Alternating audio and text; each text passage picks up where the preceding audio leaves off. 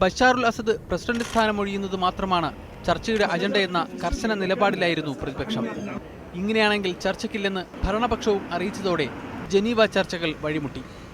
ചർച്ചയിൽ നിന്ന് പിന്മാറുകയാണെന്നും Geneva വിടുകയാണെന്നും Syrian വിദേശകാര്യമന്ത്രി വാലിദ് മുഅല്ലിം പറഞ്ഞു. തുടർന്ന് അറബ് ലീഗ് സമാധാന ദൂതൻ ലക്തർ ബ്രാഹ്മി ഇരുപക്ഷവുമായും പ്രത്യേകം ചർച്ചകൾ നടത്തി.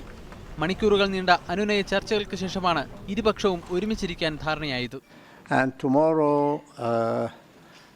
we have agreed that we will meet in the same room. 2012 Geneva വിജ്ഞാപനം അടിസ്ഥാനമാക്കിയാകും ചർച്ചകളെന്ന് ബ്രാഹ്മി വ്യക്തമാക്കി. The whole process is based on the Geneva communique of the 30th of June 2012, and I think the two parties understand that very well and accept it.